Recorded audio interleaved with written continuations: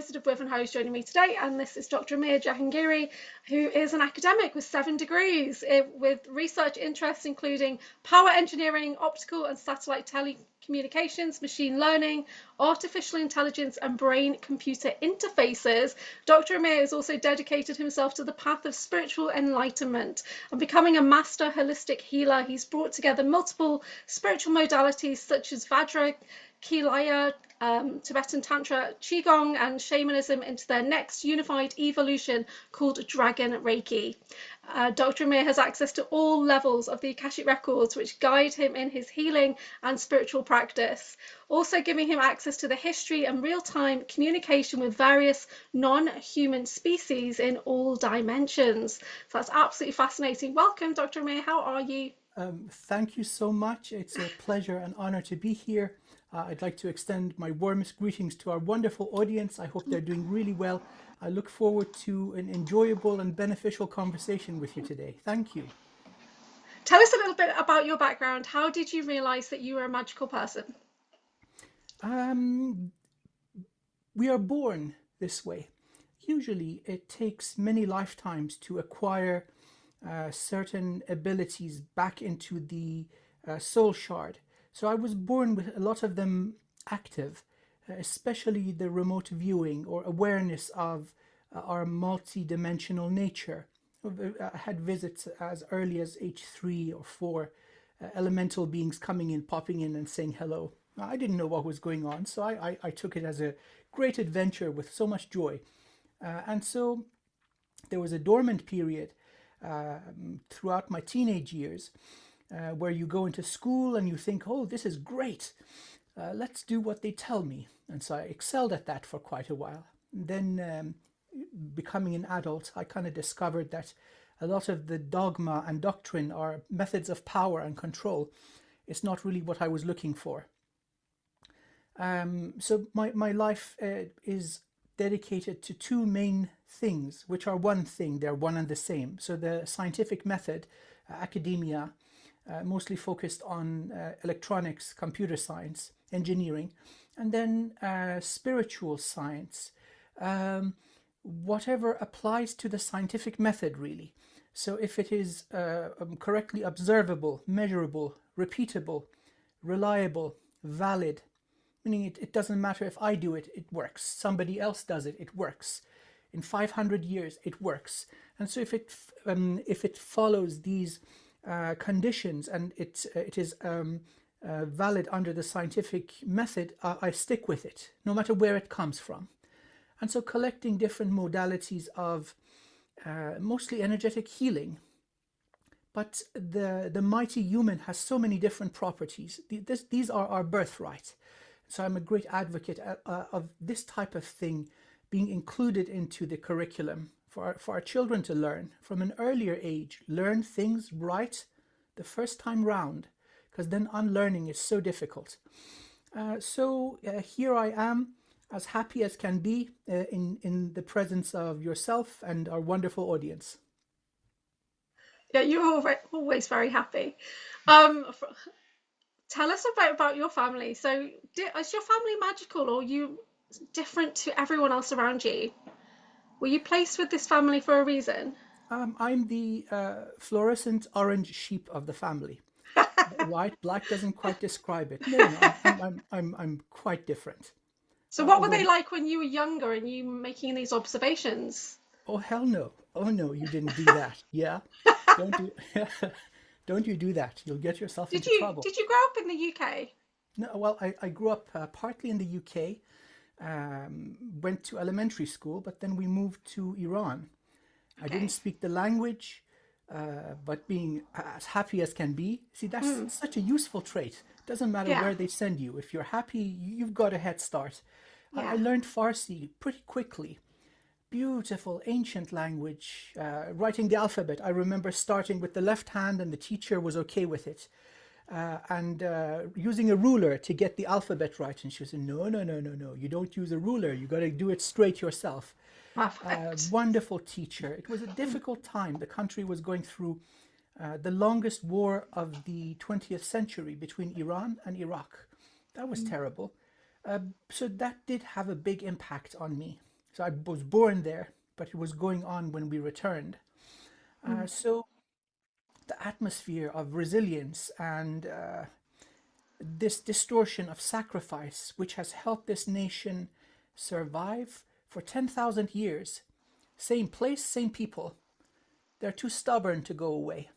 And so there have been so many powerful armies throughout history that have taken over militarily but have been digested. So that's interesting. So I suppose from that time in my life, I picked up resilience. No matter what happens, you're going to make it. And so Yeah. anywhere else living in the world, you're going to be okay. You're vaccinated against a lot of hardship. So I've not lived around there, but I did travel for a long time, and I lived in India for 10 years. So and my husband was Indian as well. But what do you think about people saying that that 33rd parallel line around the Earth, that's where all of these war zones are happening because of the ancient technology in the Earth? Do you agree? Yes, yes. There seems to be something with that. That area of Mesopotamia, Palestine, current day Israel, Lebanon, Syria, Iraq, Persia, everything major seems to have happened there or begun there. There's something about the place. The energy is very different. Of course, there are lots of old portals, natural portals, and then artificial ones, the stargates located all over the place. In the past 250,000 years, it seems to have been, and now we have to include, of course, glorious India, some of the strongholds of the Anunnaki. So it's been an interesting place. Lots of technology, natural and synthetic, is left around. So yes, it seems to be significant.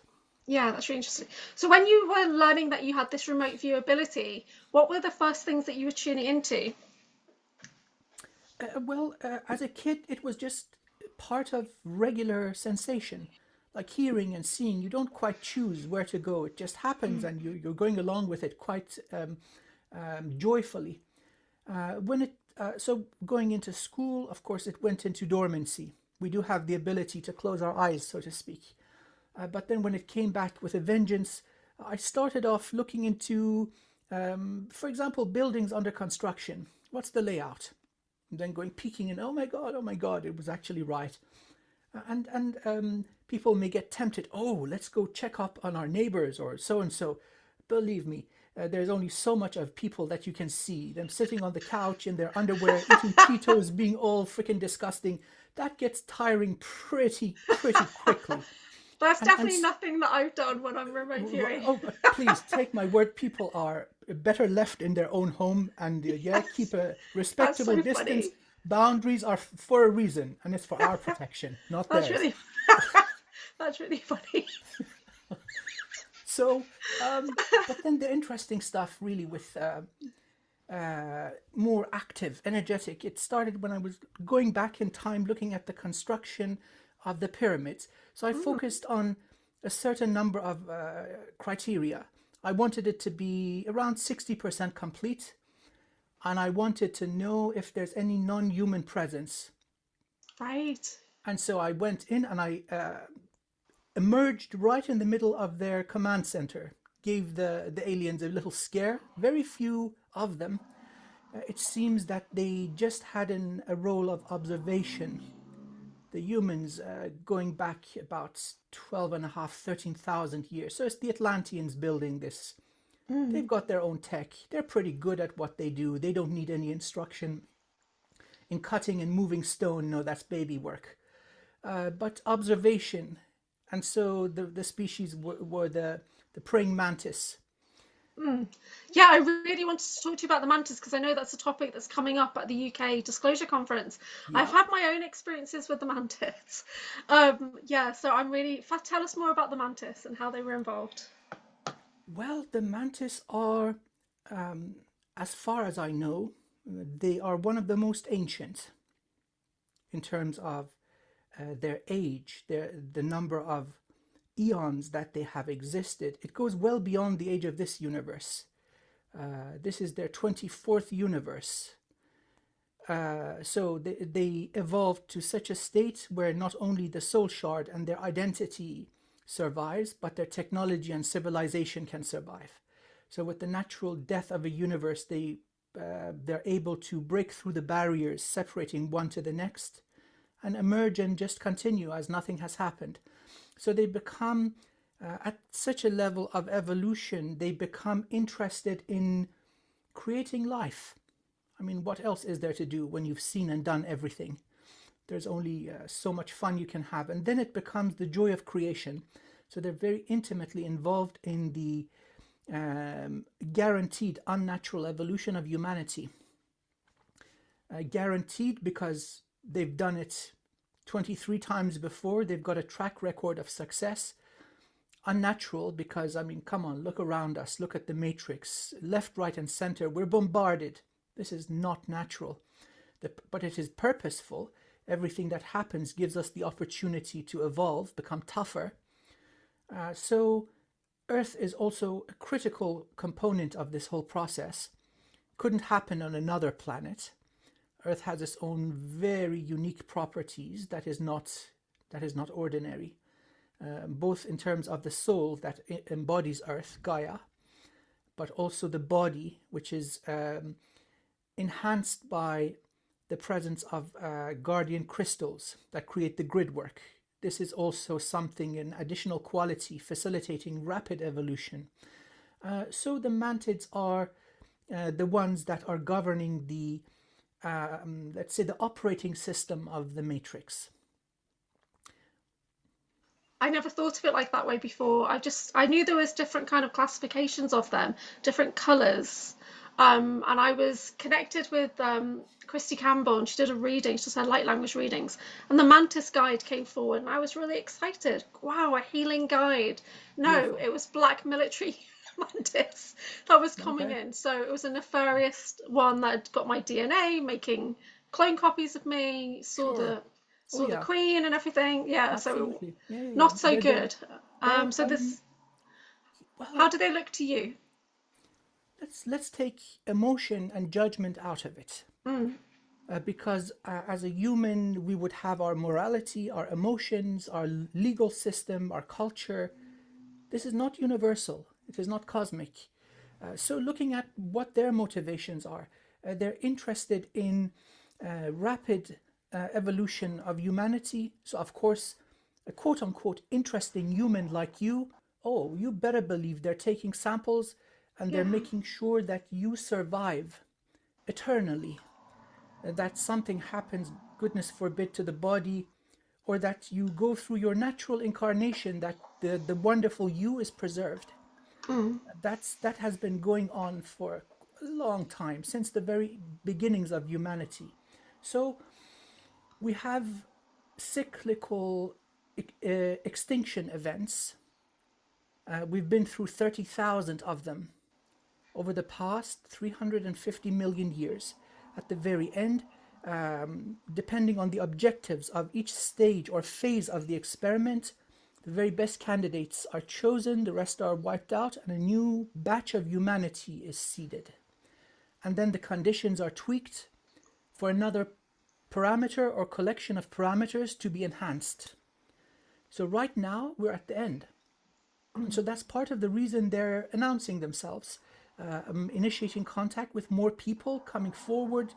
There's not very much of them in the folklore or in history, limited interactions on petrographs. They've been present all along, but their interaction has been kept to a minimum level. Unlike the other species that I like to call the frickin' pirates. Because they interact with humanity in a negative way, harvesting of energy, of the secretions of the hormonal glands, the chemicals in the brain and nervous system, and that's then turned into narcotics, giving rise to a very lucrative trade, which then requires muscle, which gives rise to the negative secret space program, so the human factions come in. So it's a big mess, and they're not always the same species. They're a mishmash of different ones in one big vessel, or a collective of vessels in a fleet. So I call them aptly the frickin' pirates. They were brought in, again, by the mantids around 250 to 300 years ago, a call was sent out. Okay, humanity, physiologically, we've got all the codes. Now we want to toughen them up against psychic warfare. Come in, party, do your worst. Now we're ready. Yourself and I were examples of these humans that are ready. We've become immune. And the new generation coming in are becoming even stronger. So it's evident something has changed in humanity. We're waking up. The old things that would afflict our grandparents and parents, they don't work on us. They're not going to work on the children that are coming in. My son is nearly 16 and he really is a different species. It's not the same at all. Yeah. Yeah. And he's so sovereign. So there's nothing that I can say. He will just respond how he feels is true, and that's it. It's very powerful. But obviously he's not fully aware yet. That's Yeah. okay. That's okay. See, that magnificent soul is doing what it's supposed to do. The young Yeah. body, it's still in the process, so that's okay. Yeah. There's a sacredness to childhood and teenage years. He'll remember when it's time. Yeah, he's a gamer, so he's full on into like 24/7 gaming. Yeah. So when do you have like a mantic guide that you work with that you connect to? Are they a particular color or like is it more of a diplomat? I advise them to stay the hell away. Okay. I advise every single species to follow the same guidance. Stay the hell away. Approach with respect, because I am the mighty human. Hear me roar, rar. Okay. Right? And that's good advice for everyone. You see, we need to shed from our belief system that conditioning and dogma that makes us small.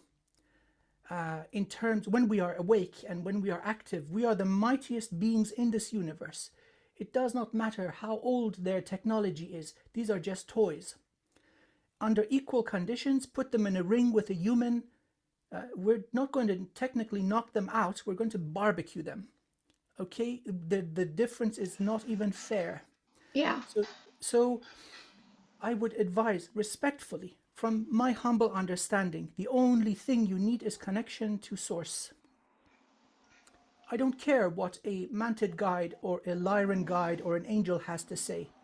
Seriously, when I can connect to source and get my own infinite soul to speak with me, the rest is just noise. Wow. That's inspiring, thank you. Because a lot of people are looking outside of themselves, and I did that for a long time. And people are saying, can you not just sit silently and do the work, connect to yourself? And I found it very difficult. And this past year, I've been able to connect with all versions of me a lot easier.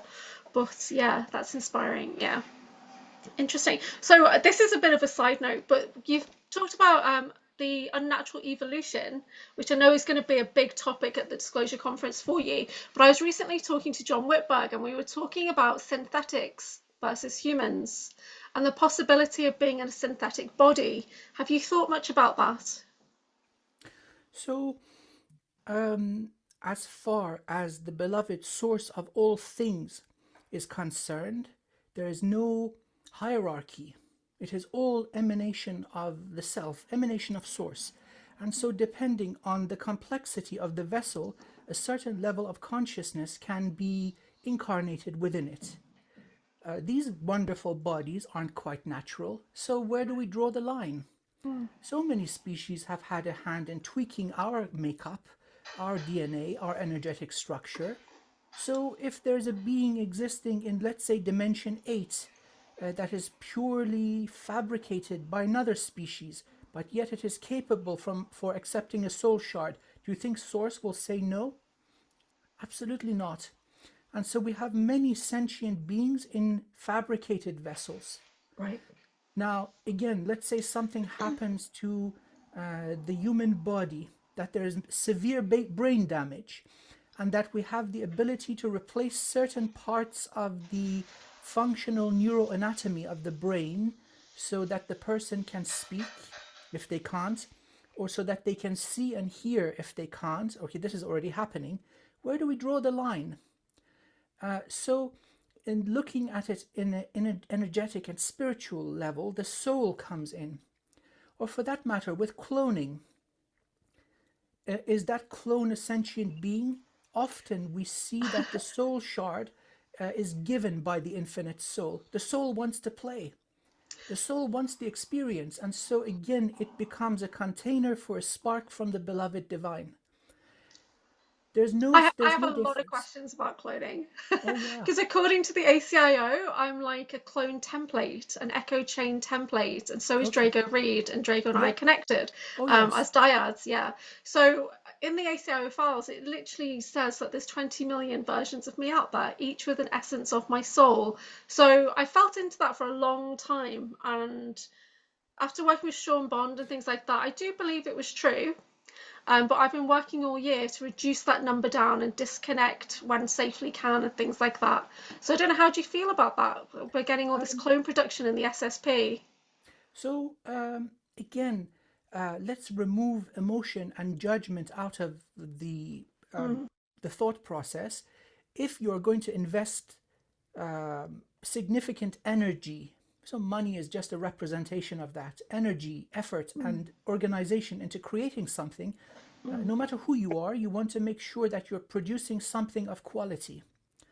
So the blueprints going in absolutely matter. So if you're going to choose a genetic template, you want it to have built into it certain properties. So beings like yourself or Drago, you're not ordinary. You have certain potential Yeah. that may not be fully activated, but the potential may be possible to bring to the surface in 3-4 generations. You see, a lot of computation goes into this, predictive modeling, analysis. So interesting humans, again, the mantid are coming, paying you little visits. You're interesting, okay? And this expands into a whole other thing. Now, if the infinite soul wants to play, why not? Now, you're not the infinite soul. Only it's a small amount of that energy is animating this noble vessel that you are in right now. And so when you are healthy and the pathways are all open, you've got a direct connection to the infinite soul and the beloved source of all things. There are other branches connecting you to other aspects of you.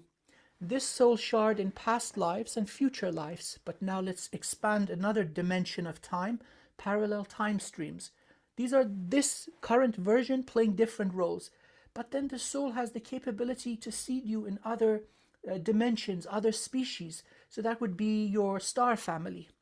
These also exist. Now, if there's clones, meaning that there are other vessels put together under different circumstances, the soul says, oh, this is, I like the experience that this offers me. And so they're animated and they're doing their own thing. The whole collection of experience is nourishing the soul. And that's why many of us come into this universe for the craziness. And unless one of them is violating universal law and harming you, live and let live. Yeah, No because I problem. do experience bleed through from whether it's clones or whatever in other realms. I do experience like information coming in, and sometimes I can slip into that other vessel and come Yeah. back Oh, and that's things all like that. And you. I've been That's told all. not to do that. Well, that's part If of the it's still reason. me, then why not, right? Exactly. Yeah, So if you're doing it with correct manners, so you're not violating that other shard of yourself, it's yeah. just observation, you're not causing harm, or for that matter, the information of that soul shard through the soul, so going up to the infinite soul, coming down, that belongs to you also. There's no difference. This Yeah. is all you, just playing different roles, a multiplayer game, and all the players and all levels, they're all you. Okay. So all linked into like one oversoul. We can say it that way. Yes. Yeah. Okay. Perfect. Okay. Sorry, it's totally off on a tangent there, but you know I have Hey, loads of hey, questions this like is that. awesome. Yeah. So when did you realize there was a deep connection between like technology and consciousness? It's all one thing. So going back to the most fundamental laws of the cosmos, the Hermetic laws, everything is consciousness. So this is a brilliant, newly emerging and maturing field, quantum physics, the observer effect, quantum entanglement, faster than light travel. This is going to continue expanding, going into higher dimensions of reality, which is us. You see, one thing is knowing and remembering, another thing is possessing technology, and the other thing is being technology. We are that technology, it's already built in. So then there's different levels of maturation and development. So, for example, the benefit of the Anunnaki coming to the earth was their mastery of third, fourth, and fifth dimensional technology. So all these wonderful gadgets, electronics, different types of engineering, it's really much their brilliant legacy. Now they have been absorbed, they have been digested, absorbed, and integrated into us. So that whatever the story started like, they had no idea who they were messing with. They came in and looked at a bunch of peaceful tribes people hunting and gathering and dancing around the fire doing their kumbaya dance, and they thought, oh, look at these little quote-unquote monkeys. These will make good slaves. And they started messing with our genome. Lo and behold, 250,000 years after, there are no more. There are only hybrid Anunnaki left, a poor reflection of their former glory, and they have enhanced humanity significantly. Thank you, stupid. Come again. That's really funny. That's funny. Why did you do all these degrees and everything? Why would you do 7 degrees? That's way more than the normal average. It's a little excessive, huh? Oh, you got to see what I do with my spiritual work. Wow. Why? Well, I did it because I enjoyed it. Okay. There is no other reason. I do the same thing with long distance swimming. 6-8 hours non-stop. I get this melody in my mind, the heart and lungs and muscles and blood flow and oxygen flow all harmonized under my control. Wow. And it feels freaking amazing. Wow, that's amazing. Why not, if it gives you joy, why not do it? So how do you maintain an intense focus when most of us are just kind of getting all this interference, tuning into collective consciousness without realizing it? How do you focus? Okay, that's so brilliant, because I've got I'm ADHD as F. So how do you maintain focus? Well, I don't. I've relieved myself from the persistent nagging of the monkey brain. I float. What's going on in my head? Well, there's a hillbilly banjo, ding ding ding ding ding ding ding, and a high-pitched sound going, there's no such thing as too much cheesecake. And that's going on in a loop. That's all. Okay. And then the rest I download. Okay. So that is a contradiction or a paradox, meaning that it is not compatible with the highly structured and regimented matrix. For many years, for my ADHD, I used medication. Now, the way that the brain works, with my medication, I sit down, write 3,000 lines of code, and then I would take a break off the medication. I'd look at the first 5 lines and say, okay, to hell with this. I'm going out to play, right? So the academic life would not be possible without pharmaceutical help. I wouldn't get 1 degree. So it's like being a super genius that's able to focus for hours and hours versus a boiled potato that wants to roll in the mud. I have to slow myself down. So I have heart medication to slow myself down. Otherwise, I get so overwhelmed with anxiety. I'm going to freeze. That happens to me all the time. And I used to get worse physical reactions as well. And then as soon as I went onto a particular medicine, I could function and things like that. And I don't like it, but honestly, the body needs it. So it comes with a price to pay. Yeah. Most of these meds have negative effects on the body. So it's usually they're harsh. Yeah. Let's just put it that way. So as soon as I finished my PhD, I stopped taking it. I said, okay, whatever is. Then I discovered that I like to spend my time doing spiritual work, not sitting down in a dungeon coding away like a code monkey. Every 4 or 5 years you get a really good paper out and then they classify the shit out of it, excuse my language. Wow. And that's 5 years gone. You know what, to hell with that. Yeah. I want to heal people. I want to go around, meet people. So there's this incompatibility. And now I've reached a point where I've completely separated from the matrix. So I'm doing my spiritual work full time. Yeah. Now, funny enough, of the matter of spirit, people with conditions like ADHD are very, very capable. Mm. You see where Superpowers, really. that's, you just read my, you Yeah. gotta stop doing that. You read Yeah, my mind. sorry. Well, You know what I have humanity has, noticed as well? oh, You are speeding up to match my energy. hey, why not? Yes. We can bring Which it I down to appreciate. Thank you. 75%. I like it. So, Yeah. um, our ancestors, in order to survive, had a separation of tasks. We Mm. had the gatherers that would go pick up berries and then sit down for 16 hours and clean the vegetables around the fire and Yeah. gossip and have fun. And then we've got the super hunters. They look at the running animal, throw the spear, and then look away because they've already done the numbers in their head. It's going to Yeah. hit 90 times out of 100. So Yeah. that's ADHD. Yeah. Concentrated focus for short periods because there's just so much the brain can do before it burns out. And so, in order to get that sharp focus and pierce through the veil, ADHD people are tremendously gifted. Mm. And then, of course, if it is something that gives you real time feedback and satisfaction and pleasure, then you keep doing it. An example is the Kujikiri modality. Mm. First time round, it took probably 3 months. Now, I was completely psycho. I just really went at it. And it kicked my butt. Oh my God. Last time I did it in 2 weeks.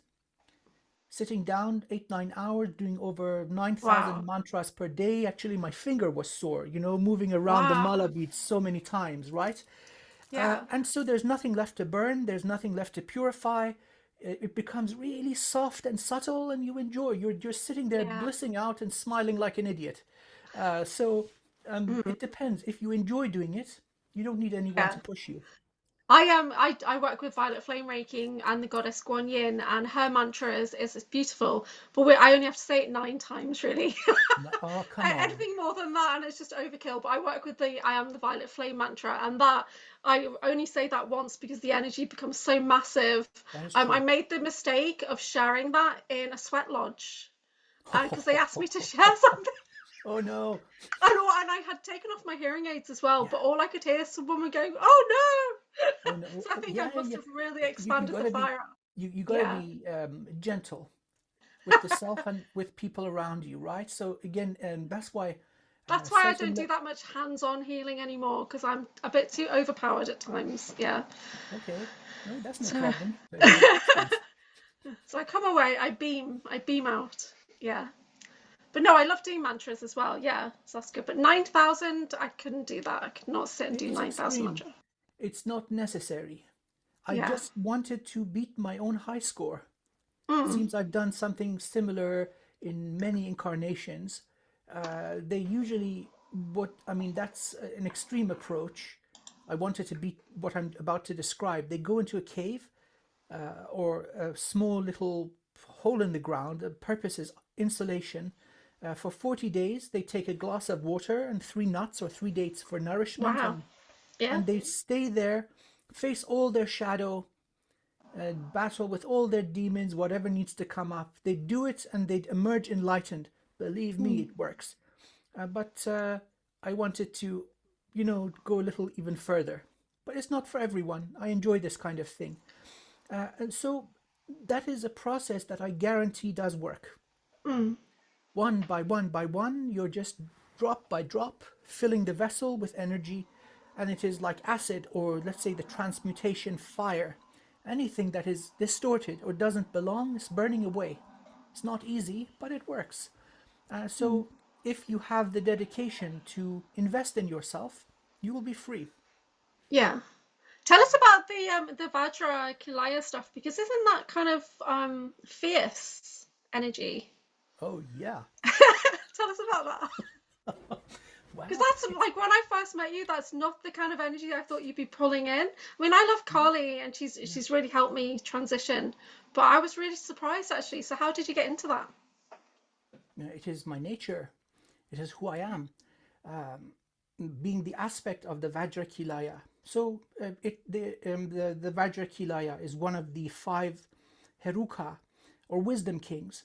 They're all wrathful, meaning that source doesn't just sit around and beg and plead, hey, please, pretty please, stop harming my children. There reaches a point where a being has done too much, and then the wrath comes out, divine wrath. So my gift, the thing that I am honored to carry, is purification. There are other herukas of wisdom, embodiment, and so on. I'm the purifying one. And so the instrument is the divine fire. Anything that doesn't belong or is out of balance, I can deal with. If it's an angel misbehaving or a demon misbehaving, makes no difference. You've messed up. In my head, I see you as a dragon right now. I just got like this flash in the face of dragon as you're talking about that. So, that's really cool. There are many, and please allow me to elaborate. You see, people may look at the image, and the first thing it brings up is fear. That is not your fear. It is the fear that the shadow is feeling. There are embodiments in the divine feminine form, which is the beloved Mother Kali. That is the energy of a mother that gets pissed off and says, you do not mess with my children. And you see regular women lifting up cars, pulling their children from, so that's that beautiful energy. Why not? I've experienced that, because I was in a situation, a relationship, where I just couldn't end the relationship, and she stepped into my body and ended it for me. And then I kind of closed the door after it felt like the room had shook. I closed the door and I just got downloads of what to do next. And I just went into a taxi. And I just had to go. We've shared this primordial energy. It's no nonsense.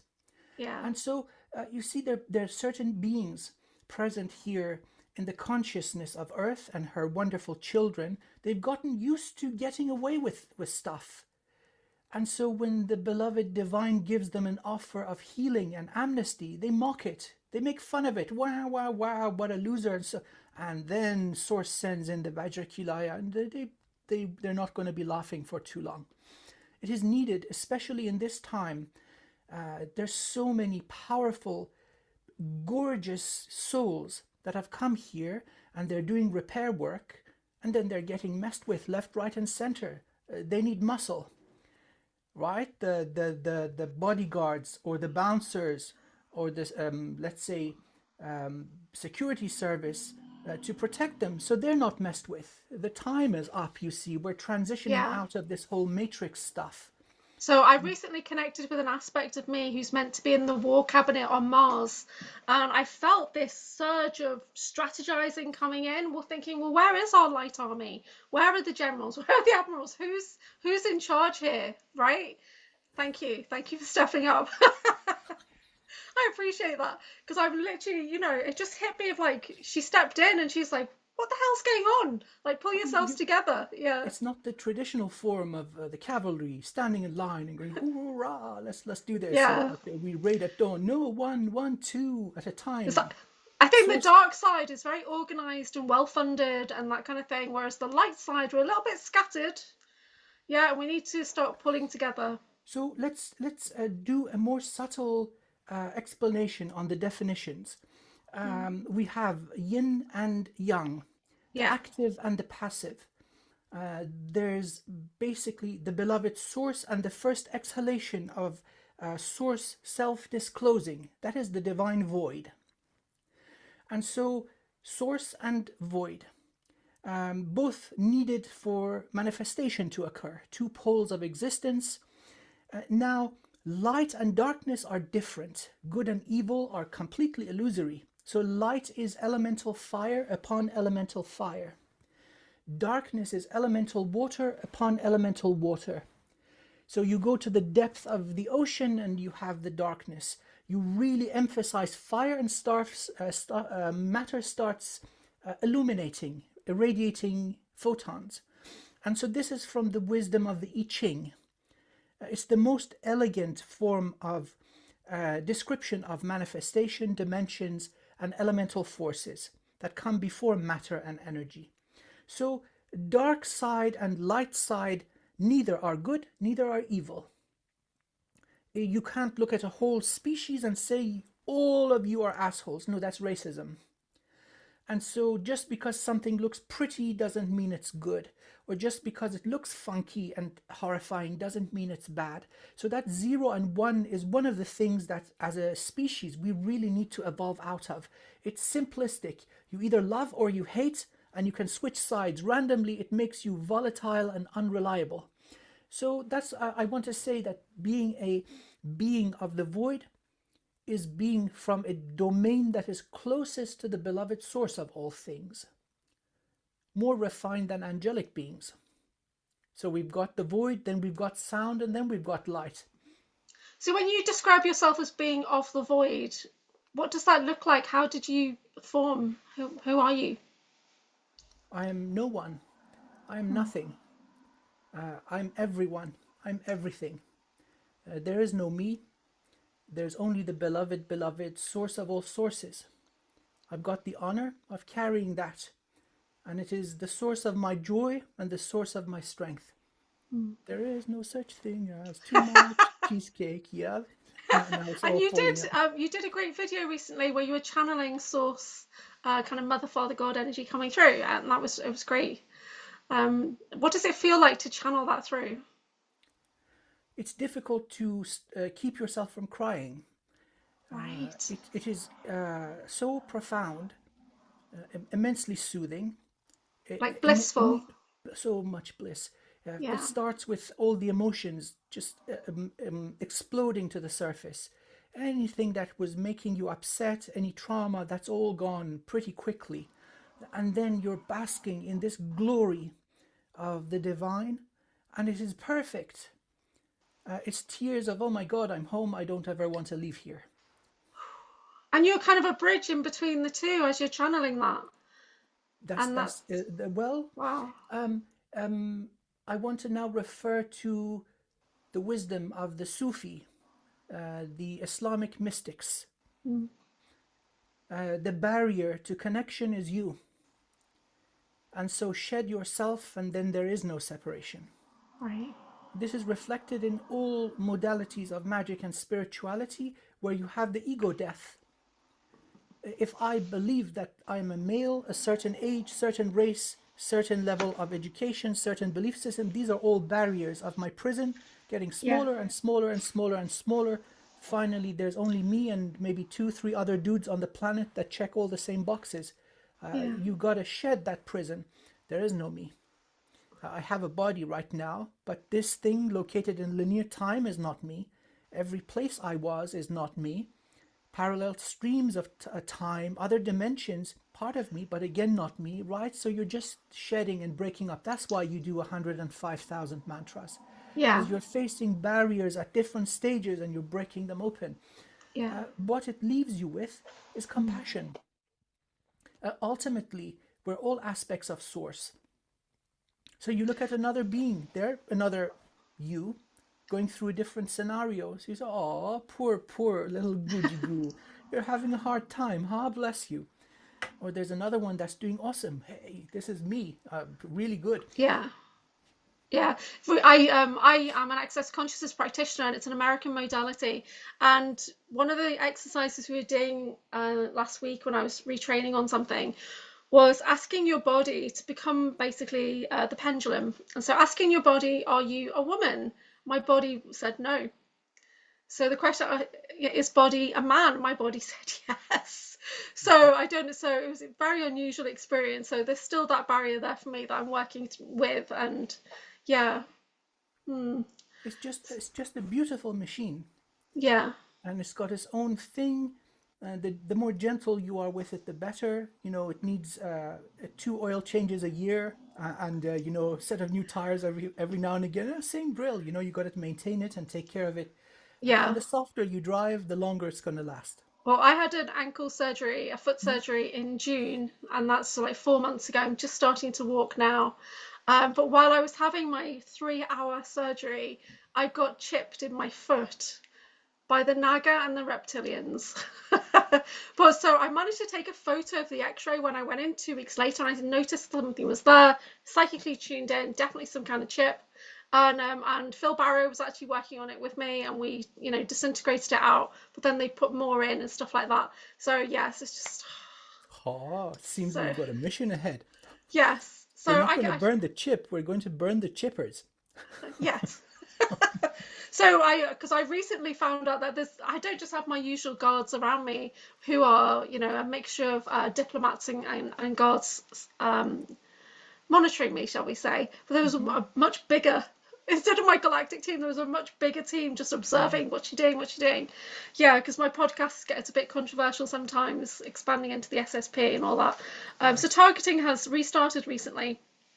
And yeah, anyway, we were talking about Dragon Reiki and how you developed your modality. So what kind of spurred you to bring all these things together and create something like Dragon Reiki? The scientific method. Interesting. Does it work? I love it. Does it work part of the time? It's garbage. Does it work Why just would for you the... say that? Well, because it's not repeatable, reliable, you don't know the factors, so it's not transferable. You cannot understand the dynamics behind it. You see, if it's supposed to work, it should work always. Otherwise, there are too many unknowns and it becomes unreliable. That's not the way of scientific progress. But We we're talking need about to, holistic healing, quantum healing, and you're uh, putting a scientific analysis on it. of course, of But each course, client will receive exactly what they need, so you can't that quantify it doesn't in the same negate. way. You see, you have to use a correct model. What is Okay. happening? So this now also applies to the amalgamation of different techniques that I've got. So you bring in methods that are effective 100% of the time. Sound, vibration, reliable. Energy work when you're connecting to source, reliable. Breath work, reliable. Certain techniques with opening portals, going beyond locality.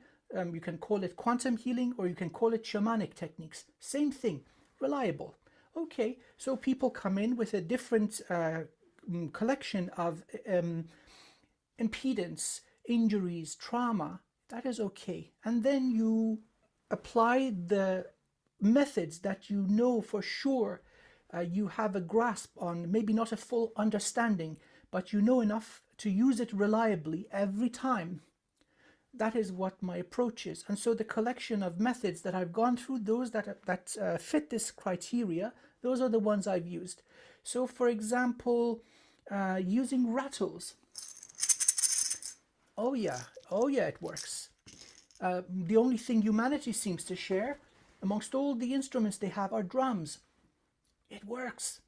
Okay, so this is my understanding of it and my humble approach. Oh, I love that. I actually work in a very similar way to you. I have a combination of modalities that I work with, and I do, yeah, it's very, very similar, but different because I focus mainly on working with the many flames, working with the violet flame. I have a violet flame energy center that I can open up to access flames in all realities, basically all dimensions. So you say that you're connected to all levels of the Akashic records. Tell us about the Akashic records for people that don't know what they are.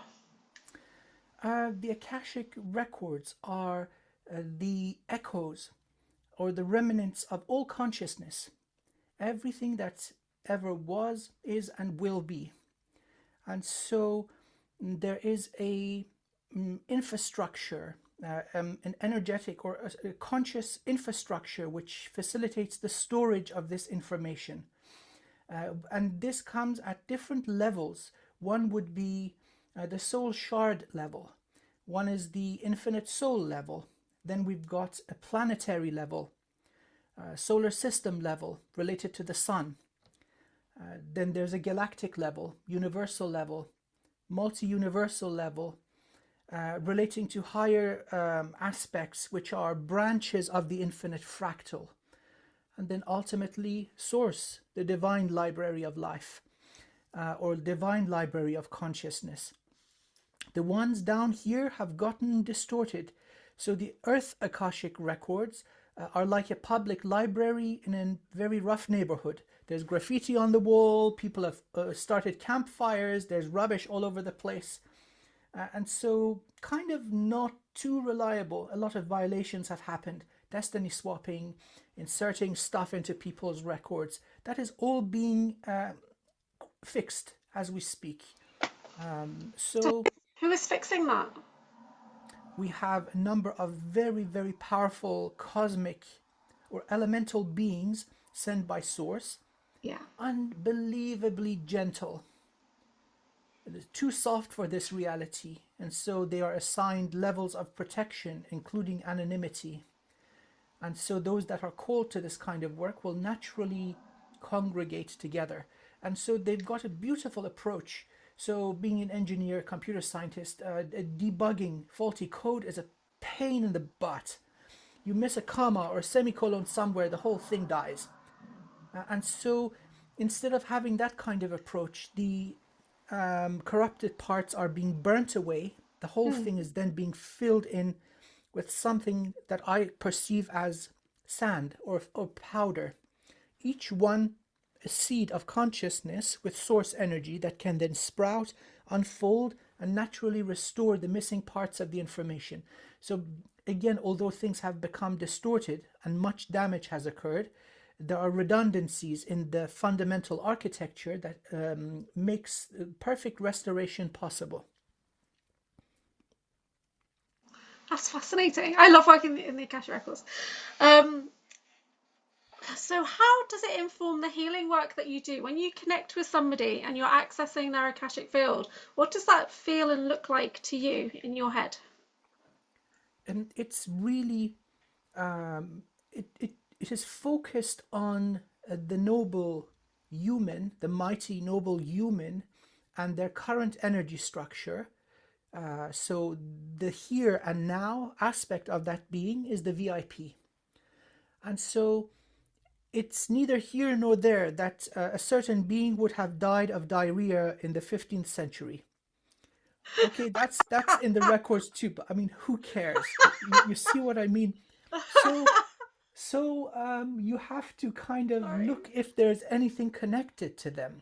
You're really sneaky with your jokes.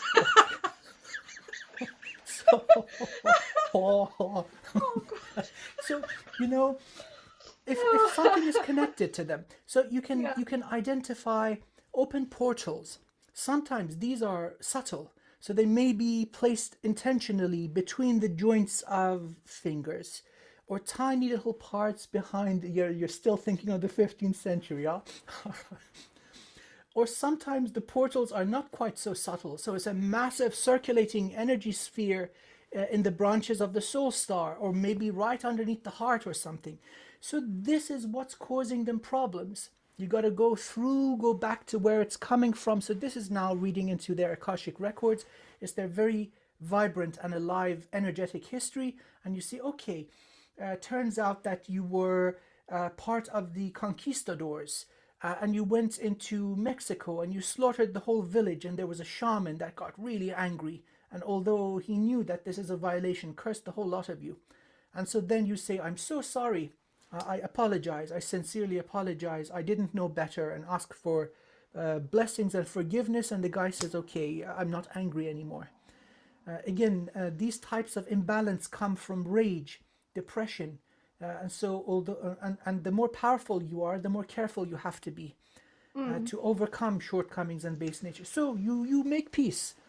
Or if the guy is really evil and there's no violation by the soul that is involved, and somebody is just trying to harvest energy, or just sacrifice a whole bloodline, then you send their dumbass to spiritual prison, undo the thing, and liberate thousands of other people. So really, it's what's connected to the here and now. Yeah. When you do, it's like when you're on Typical Skeptic podcast and you do distance clearings for people, and there were, how do you connect to that person and see? Because one time I had a spear going through my face, an enchanted spear that you found, and you removed it. And honestly, it made a big difference. It really did. So thank you. But what did that look like to you? Do you even remember that session? Yeah, looks like a spear going through your face. Yeah. So can you vision the person? Do you get kind of holographic come out? You see. Well, not with the physical eyes, but this is the result of breaking up ego. You don't exist, and so therefore you're everyone everywhere. You can train yourself to have an overlay of different dimensions, like different slides, translucent slides, and each adds components to the picture. And so you can identify all dimensions within this universe, all upon each other. And then you add an overlay of all 2 dimensions of time, back and forward, left and right. So it becomes easier for the monkey brain to understand. But then you can also have a look at the labeling of which slide it is, which dimension it's coming from. And then with the Akashic records, you're not in this local bubble here and now. It's like getting a string and kind of pulling it, see where it goes. The important thing is that you can follow where it goes, because it sometimes goes pretty far. And then removing it, you got to disentangle. Excuse me. Disentangling comes nicely with the shamanic approach, with sound. You know, these wonderful little rattles, they disentangle, and then you can gently go in and do some psychic surgery. Oh, yes, I like that one.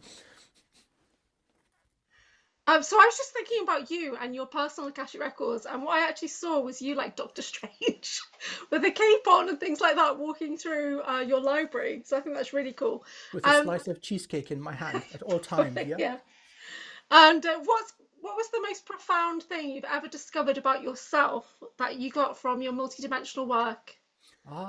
That the joke's on me. It makes you first cry and then you start laughing. Oh, I'm such a dum-dum. that you know, we're the creator of our reality. That is never not true. And although sometimes we're in a state of amnesia, this doesn't change the fact. And so at certain stages of my life, I've faced great opposition, which have resulted in me becoming tougher, more compassionate, learning how to heal myself. And then the same methods apply to others. See, the scientific method, right? It's repeatable. Yeah. And then I discovered that, oh dear, I'm the creator of the demon that I fought. And so I created this energetic complex in order to remind myself, hey, wake up, you're in the matrix, you've been cut from your memories and access to soul gifts. So we are the creator of everything, even though that we may find something that is unpleasant or unagreeable, we have the ability to fix it. That was the most profound thing, that I was the creator of my own torment. And thank me, it really served me. Wow. One of the things that I've been thinking about lately is about alters, obviously, being in this SSP stuff, but about the personalities and about memories, and thinking, are the memories held within the Akashic records? Can we literally just take a book and open and retrieve the memories? What do you think about that? Yes. There are 2 types. One is the gentle whispers of the soul coming through the central access. You may call it intuition. Then there's compiled information.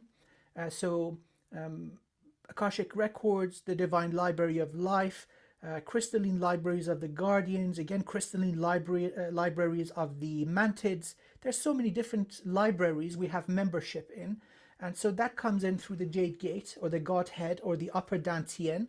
And so that's compiled. Suddenly you know the whole history of a race, their birth, their rise and their fall and their death and the merit of their story. And people get used to it pretty quickly, honestly. I think, you know, if you're good at what you do in the 3D, you're going to be good at what you do in the spiritual realm. Just maybe fine tweaking is needed. But people, they're amazed at what they can access. So you need to open it up, obviously, if there's anything blocking the vortex. Once that is open, you get acclimated, like, you know, hearing for the first time. There's so many beautiful videos of people getting the cochlear implants and coming to tears. Oh my God, I can hear you say I love you. Yeah. And so, or a baby hearing the mother's voice, same kind of thing. You cry bullets and then it's good. I've definitely noticed that at the back of the head lately, because there was a couple of situations where one I was doing a vision quest with Sean Bond. We were doing it live on his channel, and as you do, but I actually accessed right at the back some memories that were very disturbing memories, but we did it in such a beautiful way that we had a beautiful experience, because he's an amazing sacred space holder. So I felt very, very, very comfortable to access potential Montauk memories and heal.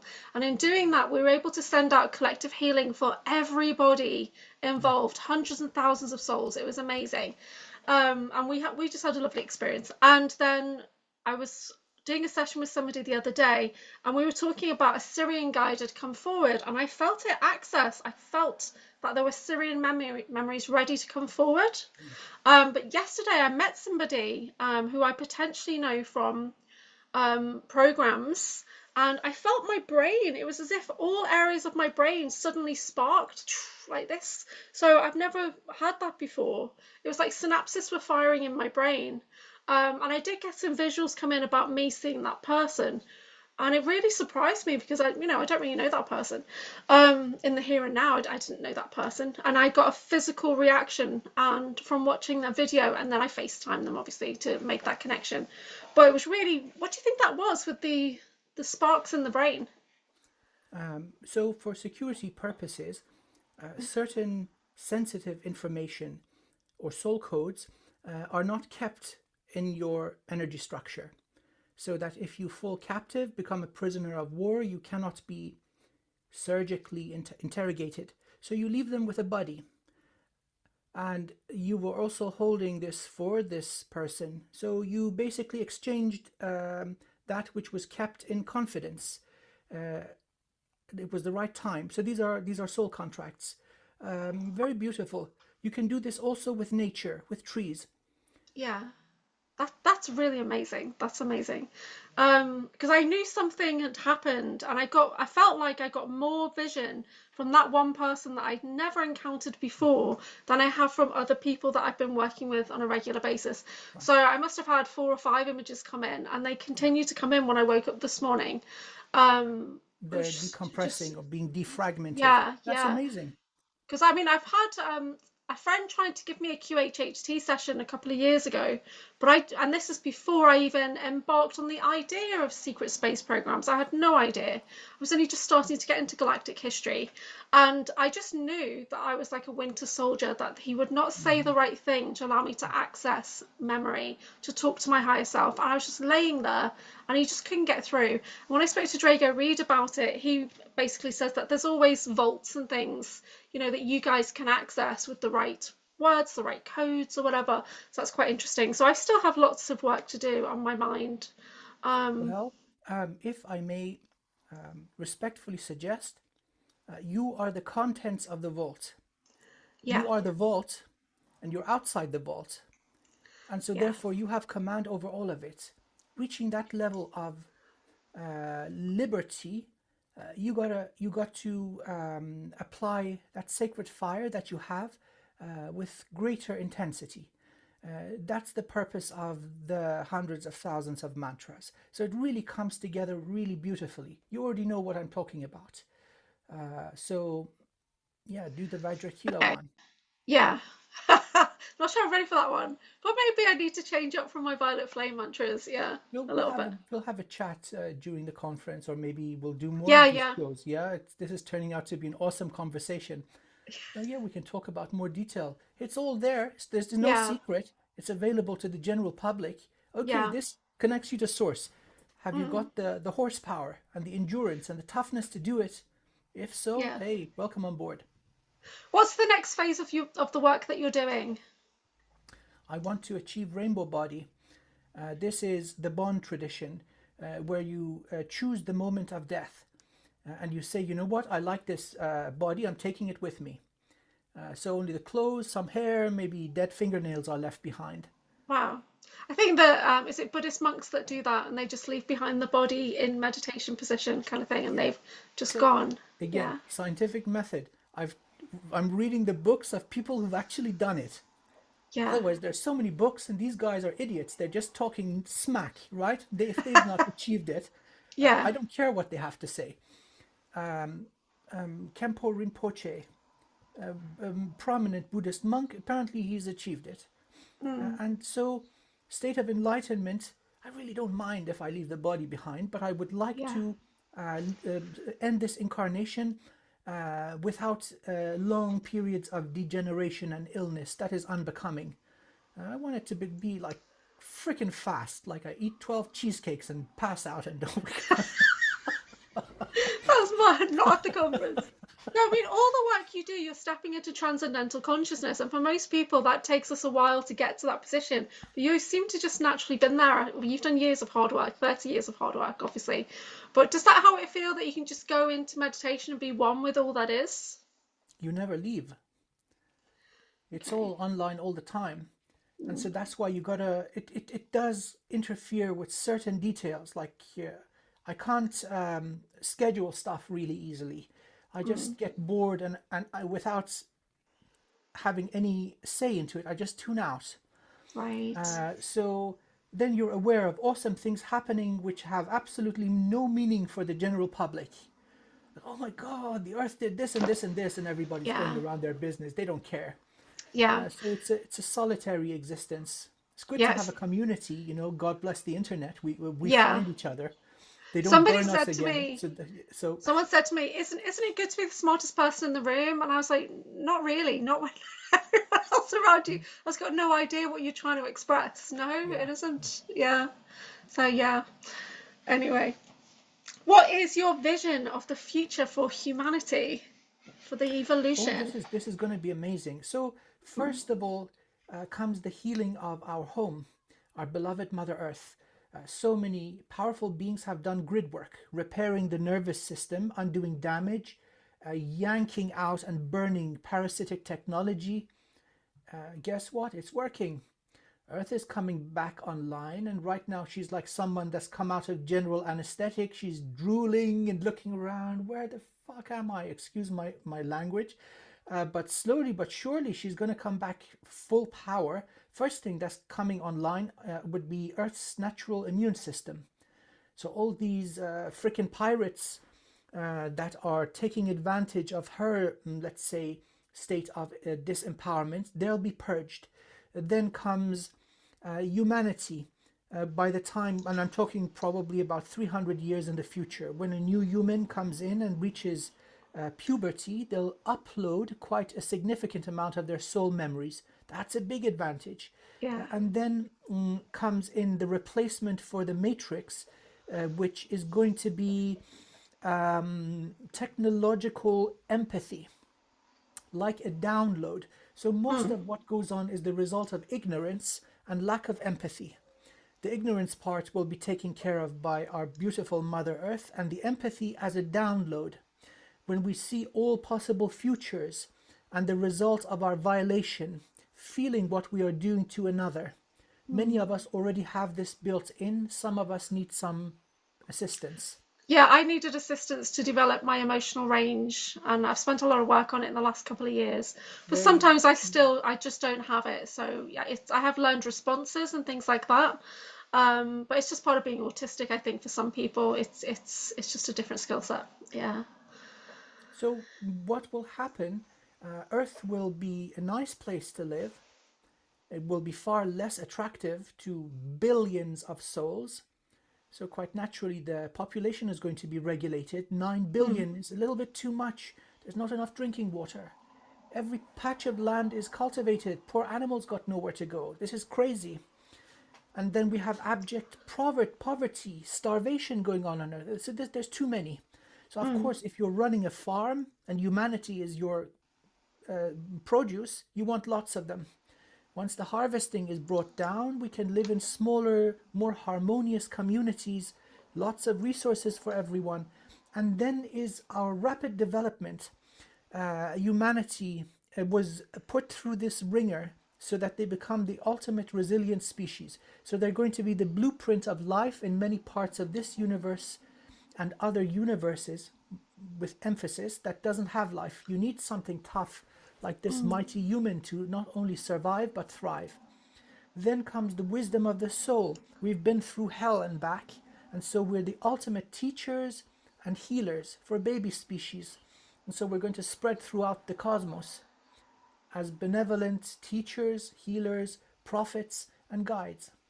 Maybe I've dancers too. recently I've recently connected to Sasquatch guides. So do you work with elementals in your everyday, or do you keep them away? Oh no, I love those guys. The Yeah, elementals, they're the original residents of Earth. And so you could probably understand why they would be a bit angry with humanity. for We're sure. loud, Yeah, we're loud, we're stupid, and we are messy, and we're aggressive. And yeah, so we've taken over most of their natural habitats. Many of them have had to resort to portal technology and creation of artificial pocket dimensions to survive, like the Sasquatch. And again, there were incursions into their realities, so they had to make the portals one directional or put some sort of a energetic safeguarding, making sure that only their own kind can go through. So there is awareness. These guys knew who I was before I knew who I was, but the interactions seem to be friendly. I don't evoke fear in them. I'm just too happy.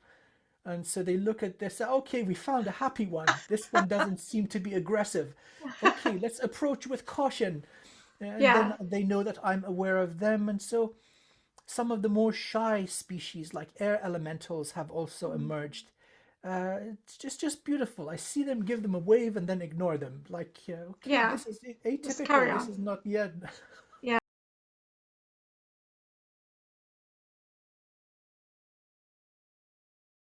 And Dave Purcell. So Dave Purcell and I were kind of channeling together. So I was helping to raise his energy, and but I got a female guide who actually came forward when the July conference was on in America. The full disclosure now.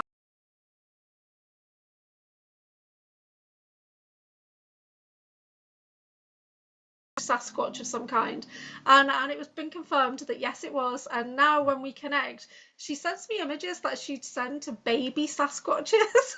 No, So it's teaching me like I'm a baby how to do mind talk and things like that, wonderful. so I Yes, thought that's quite.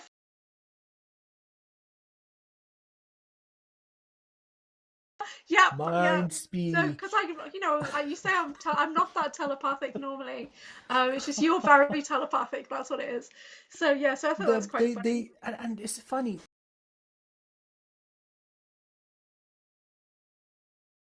Parents say, whatever you do, for God's sake, don't go into the human domain. They're Yeah. nuts.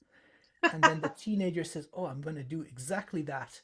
And Yeah. then they get into trouble. They get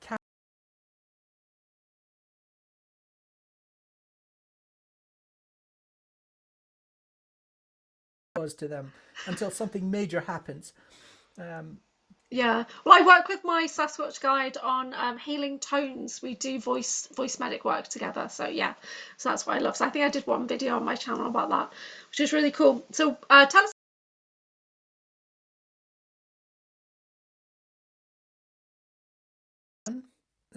and his In partner, Mexico? Isa. Yeah, It, that's amazing. When yeah, is that? Are last, you going for the tour? yeah, The holiday? yeah. Oh I, wow. I had to fight the matrix, scrape my way through to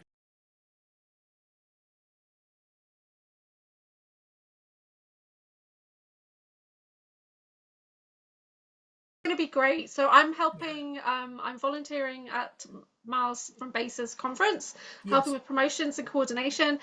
So you can go to basestv.org. Tickets are available, and it runs from the 12th to the 14th of December. And the first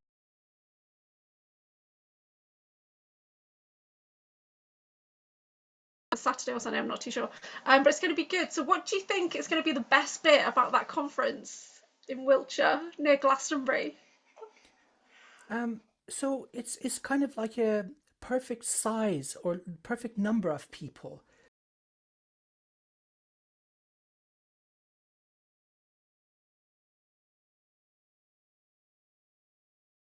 Thing.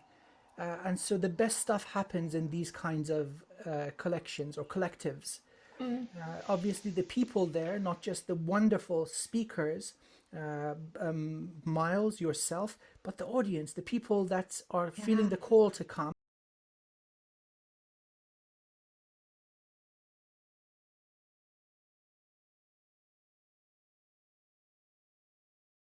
Honor of joining. I look forward to it greatly. So I'm hoping I'll be able to do some side interviews on behalf of Typical Skeptic Podcast. So I'll be able to connect with Rob live, and we'll do a few little live streams while we're there over the weekend. Still need to get permission on that, but that's what I'm planning.